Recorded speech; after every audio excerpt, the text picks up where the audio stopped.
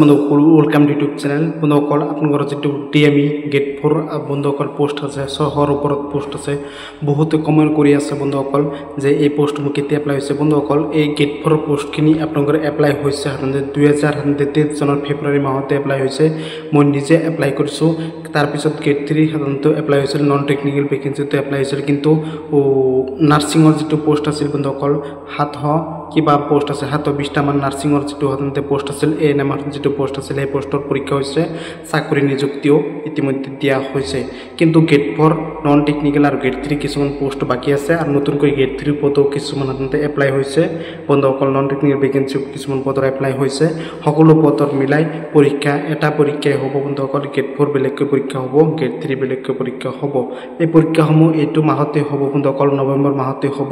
আৰু গেট 4 পৰীক্ষা R gate 3 পৰীক্ষা হওক বন্ধুসকল, ডিএমইৰ পৰীক্ষা হেলথৰ যিকোনো পরীক্ষা হওক বন্ধুসকল, এই পরীক্ষাসমূহ আপনার সাধারণত আপনার এডমিট কার্ড ডাউনলোড করবলে সময় দিব 3-4 দিন বন্ধুসকল। আর আপনার নোটিশখন আহিব হাইয়েস্ট 4 দিন বা 5 দিন আগতে নোটিশ আহিব।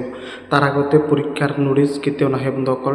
আপনার পরীক্ষাটো এইটো মাহতে সম্ভাৱনা 100% আছে। মুখ্যমন্ত্ৰী ডাঙৰীয়া ইতিমধ্যে কৈছিল যে হেলথৰ ফালৰ পৰা যি পদ আছে পদসমূহ নৱেম্বৰ মাহতে হ'ব, আৰু শিক্ষকৰ পদসমূহ নৱেম্বৰ-ডিচেম্বৰ মাহতে হ'ব বুলি কৈছিল। আৰু হেলথৰ যিটো সাধাৰণতে স্বাস্থ্য বিভাগৰ যিবোৰ পদ আছে এইবোৰ সাধাৰণতে নৱেম্বৰ মাহতে হ'ব। 100% ডিএমইৰ পদসমূহ নৱেম্বৰ মাহতে হ'ব।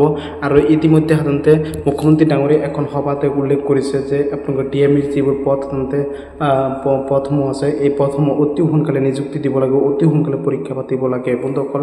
আপোনালোকক মই কৈছোঁ প্ৰিপাৰেশ্যন ষ্টাৰ্ট কৰি দিয়ক বন্ধুসকল। মই সকলোকে হাত জোৰ কৰি অনুৰোধ কৰিছোঁ প্ৰিপাৰেশ্যন ষ্টাৰ্ট কৰি দিয়ক। প্ৰিপাৰেশ্যন ষ্টাৰ্ট কৰিলে কেতিয়াও সম্ভৱ নহয় বন্ধুসকল। প্ৰিপাৰেশ্যন সকলোকে ষ্টাৰ্ট কৰিবলৈ অনুৰোধ জনাইছোঁ, কাৰণ প্ৰিপাৰেশ্যন ষ্টাৰ্ট নকৰিলে কেতিয়াও সম্ভৱ নহয় যে আপোনালোকৰ সাধাৰণতে এইবোৰ পৰীক্ষা পাছ কৰিবলৈ। কাৰণ গেট 4ত বহুত পদ আছে বন্ধুসকল, ডিএমই গেট 4ত বহুত পদ আছে। আপোনালোকে এইবাৰ সোণালী সুযোগ, এইবাৰতকৈ সাধাৰণতে ইমান পদ হেলথত কেতিয়াও নোলায় বন্ধুসকল। গেট 4ত মোটামুটি 600-700 মান পদ আছে বন্ধুসকল।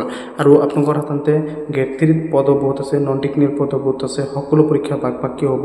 গেট 3 বেলেগ হ'ব, গেট 4 বেলেগ হ'ব, নন টেকনিক্যাল বেলেগ হ'ব।